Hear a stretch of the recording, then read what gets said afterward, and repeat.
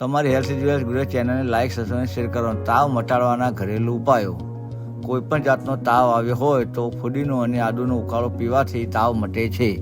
સખત તાવમાં માથા ઉપર ઠંડા પાણીના પોતા મૂકવાથી અને તાવની ગરમી મગજમાં ચડતી નથી.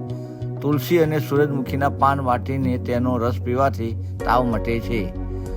ફલૂના તાવમાં કાંદાનો રસ વારંવાર પીવાથી તાવ ઉતરી જાય છે. તુલસીના પાન, અજમો અને સૂંઠનું ચૂર્ણ સરખે ભાગે લઈ તેમાં મધ નાખી લેવાથી ફલૂનો તાવ મટે છે.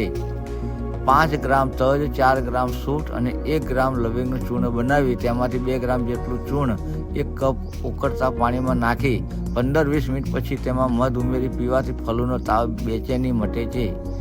10 ગ્રામ ધાણા અને 3 ગ્રામ સૂંઠ લઈ તેનો ઉકાળો બનાવી તેમાં મધ નાખી પીવાથી ફલૂનો તાવ મટે છે. 1 ચમચી પીપરી મૂલાના ગંઠોળનું ચૂર્ણ મધમાં ચાટી ઉપર ગરમ દૂધ પીવાથી ટાઢિયો તાવ મટે છે. ફુદીનાનો અને આદુનો રસ કે ઉકાળો પીવાથી રોજ આવતો તાવ મટે છે. ગરમ કરેલા દૂધમાં હળદર અને મરી મેળવીને પીવાથી ટાઢિયો તાવ મટે છે. જીરું વાટીને 4 ગણા પાણીમાં રાત્રે પલાળીને સવારે નાકોટે પીવાથી ટાઢિયો તાવ મટે છે. ફુદીનાનો તાજો રસ મધ સાથે મેળવીને દર 2 કલાક પીવાથી ન્યુમોનિયા તાવ મટે છે.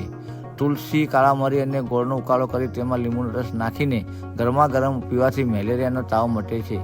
તુલસીનો રસ 10 ગ્રામ અને આદુનો રસ 5 ગ્રામ મેળવીને પીવાથી મેલેરિયા મટે છે. ઠંડી લાગીને આવતા તાવમાં 2 ગ્રામ જેટલો અજમો ગળી જવાથી ઠંડીનું જોર નરમ પડે છે અને પરસેવો વળી તાવ ઉતરે છે. મેલેરિયાના તાવમાં વારંવાર ઉલટીઓ થાય ત્યારે એ અડધા કચરા ખાડેલા ધાણા અને દ્રાક્ષ પાણીમાં પલાળી મસળી ગાળીને થોડે સમય પીવાથી ઉલટી મટે છે. ફુદીનાનો અને તુલસીનો ઉકાળો પીવાથી રોજ આવતો તાવ મટે છે. મારી health is wealth Gujarati channel like, subscribe અને શેર કરવાનું ભૂલશો નહીં.